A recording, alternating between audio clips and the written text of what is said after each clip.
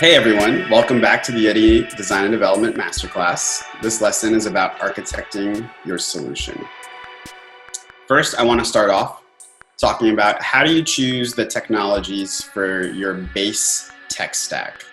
When I'm talking about your base tech stack, in particular, I'm thinking about some of the primary programming languages you might use and some of the main frameworks and libraries with those programming languages that are going to make up the core foundation of your product.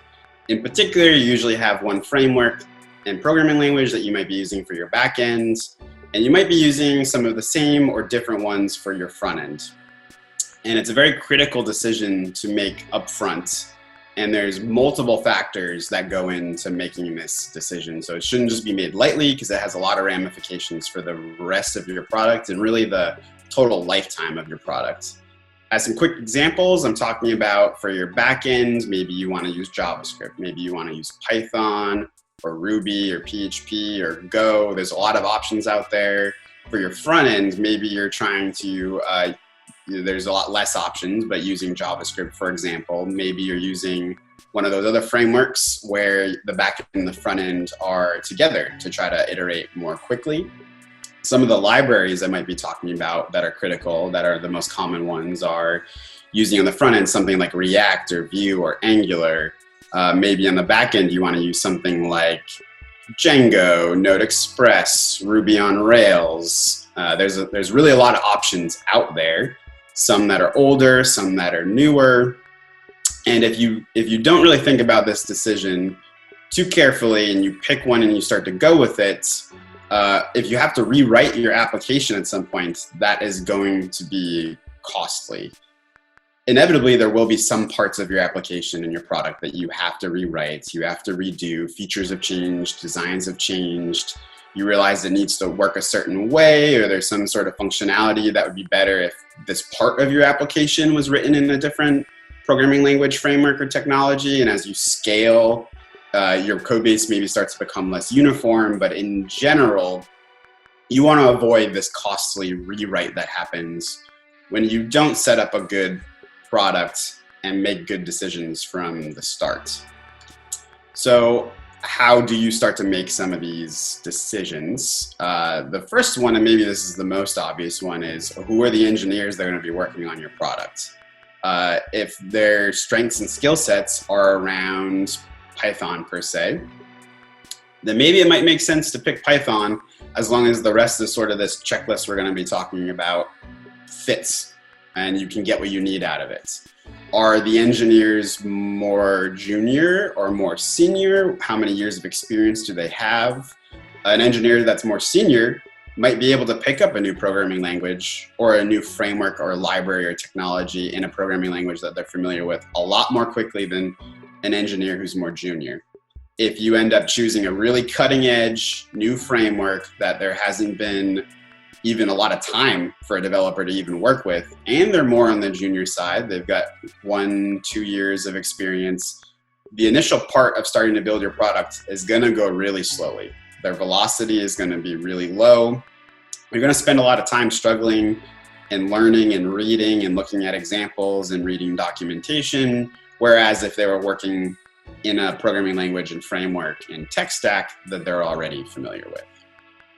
So there's real time and effort and costs associated with choosing this and matching that to the actual people who are going to be doing the work. So of course, you should be consulting the people who are going to do the work and make sure that they feel confident in building what you need on the timelines you have, given some of these tech decisions being made.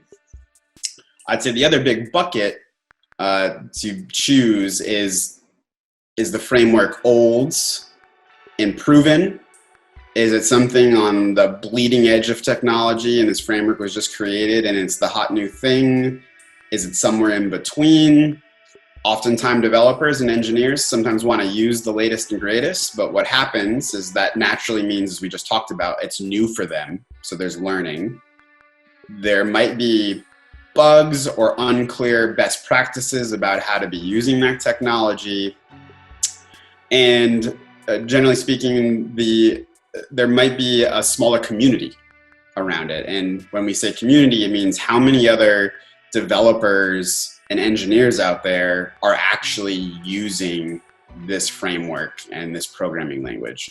The more developers in the world that are using a certain programming language or framework means the more people have built third-party tools or open source libraries that you might be able to take advantage of.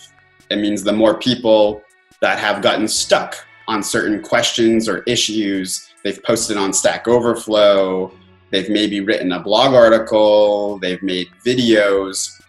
And the bigger the community is around the framework and libraries and programming languages you're choosing, the more resources there are that you can essentially just use in your products, which sometimes it's hard to quantify, but will indirectly increase the velocity and how quickly you could get to MVP or iterate on your product. If you look at meetups and conferences that are around the programming languages and frameworks that you're looking at, you can start to get a sense of like, how big are those? How many people go to those? Even if you just YouTube and you search for something, how many videos come up? Are there courses on Udemy about the programming language or framework? It really does make a big difference, and being on the cutting edge of programming languages and technologies can have its benefits, but it can often be super impactful and cause a lot of heartache at the beginning of creating a new product. So you should be careful and really consider all of those aspects. And that was really just me talking about your base tech stack, which is just some of the core programming languages and libraries that you're going to be using. On top of this are additional technologies and services that you might be using. When we think about this, some examples, some simple, easy examples we can talk about are more in the services. Is your application going to send text message notifications, or are you going to do two-factor auth and send an SMS code to your user? If you're going to do that, have you identified the service or technology you're going to use to do that? Are you going to use something like Twilio, which is an out-of-the-box service? Has Twilio made an SDK, a software development kit, where there's already code that they've written in a certain programming language that you can just put into your project? So for example, if you picked JavaScript and you want to use Twilio, does Twilio have a JavaScript SDK that your development team could just use out of the box to get started on implementing text messages?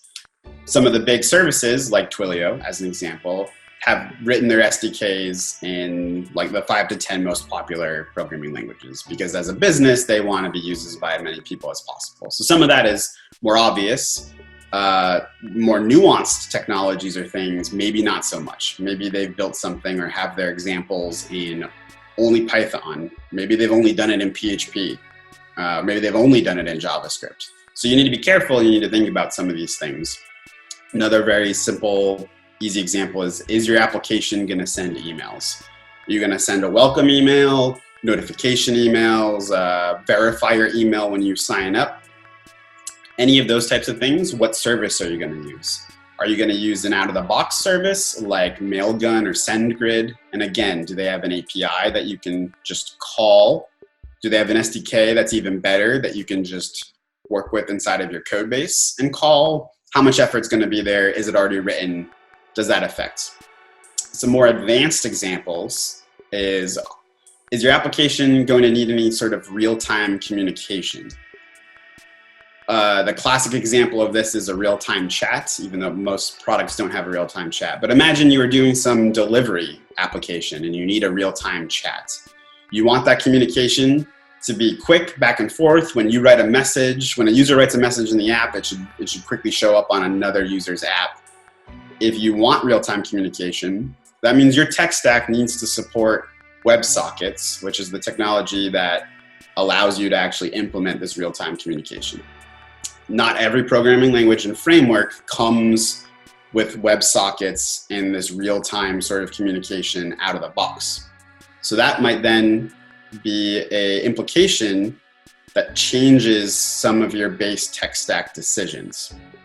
So really this starts to sound like a lot, but the exercise here is really to go through all of your product requirements, your roadmap, everything we've been talking about, your designs, and really start to have, from a development lens, scoping out and creating specifications and requirements for the entire application, and really getting a list of everything that you might need in the application from a technology and services standpoint. Because some of this you might end up finding out means the base tech stack decisions you are making are not the best ones you could be and might have an impact. Over the course of development, some of this is going to evolve. There's no way that you can capture everything I'm talking about right up front. It might not be obvious from the designs, or you might iterate once you start implementing something in a product. And a few months later, you're like, oh, now we need real-time communication. And it wasn't clear at the beginning. That happens, and you need to live with some of the technology decisions that you've made already. And you might need to rewrite part of it, like I was talking about before. That's okay, and that's part of the process. But doing as much of this upfront work and being as deliberate as possible, and not just choosing some framework because it's the lead engineer's favorite, it's good. It's a good conversation to make sure that you're having. The final part I want to talk about during this video is setting up your project. So from an architecting your solution standpoint, we talked about choosing your technologies and your programming languages and your frameworks. And sort of the last part, really, as we start to get into some of the other videos in this section, are setting up your project. So the first thing you want to do, this might sound silly, but there's maybe a lot of accounts that you actually need to sign up for. In particular, if you're building a mobile app, you need to sign up for an Apple and a Google account. Signing up for an Apple account can actually take a lot of time. You need a DUNS number if you want to set up a business account. So getting all these accounts created, making sure the developers have access to everything, have been invited. It's a good thing that needs to happen. It's a bit of a project management task, and that needs to get checked off, because you don't want developers to be working on tickets later and all of a sudden they're blocked and waiting for some accounts to get set up so that they can actually make progress on their ticket and their feature. The next part is actually just starting to set up the code base itself. We've already talked about making the decisions about the tech stack and libraries. So based on those decisions, there might be templates out there. Different frameworks have a way for you to bootstrap up the first version of your project, no problem. You can even sometimes turn on different features or choose what you want or you don't want to include. There's lots of things out there. There's this thing called Cookie Cutter, where you can create templates for different frameworks. So like React and Vue and Angular all have these cookie cutter templates. All those backend frameworks have these cookie cutter templates that other developers have made that are out in the open source community, where it might come out of the box with the ability to set up about how you might do some communication with your server, or maybe how you do some authentication, some best practices about how to manage your folders and your file structure. There's a bunch of things out there, and there should be a little bit of research to just say, hey, what can we grab and reuse and not reinvent the wheel when we're starting to build this product? Potentially, the development team that you're working with might also just have sort of their own templated project based on other things they've done in the past. Here at Yeti, we obviously are working on many new products. Every year, we have sort of our tried and true setup about how we like to set up a project. It's based on some of the cookie cutter bootstrap type things that are out there. And we reuse and improve that from project to project that we work on. So talking to your development team and seeing what they have and making sure they do some due diligence about setting it up so that that can go quicker. It's helpful to get the project and the code base organized and architected in a proper way from the get-go. The next piece to talk about is collaboration. So when setting up your project, this is straightforward. You've probably heard of this, but you should be using something like GitHub or GitLab or Bitbucket or some tool out there that's version control that your development team is using. Version control is a whole talk in itself, but basically using something like GitHub means there's a copy of the latest code base up there. Developers are able to make changes to the code. They commit those changes to this master copy, and it keeps a history of every commit and change that developers have made. So if you have multiple people working on a project, multiple of them end up touching the same file, it helps with making sure, are there conflicts? Does everyone have the latest version locally? It really helps, and it's absolutely crucial, and is just expected that all developers are using version control, GitHub, or one of its competitors at this point. It's pretty much non-negotiable. The other part of this that's also critical that you should make sure the development team is doing is pull requests and code reviews. Sometimes when developers are going quick or they've been used to working on their own, they're using version control, but they're just making changes and just pushing them up nonstop.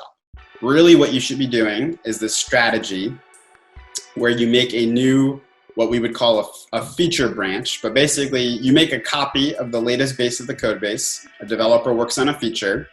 They push their changes up to that branch, that copy of the code base.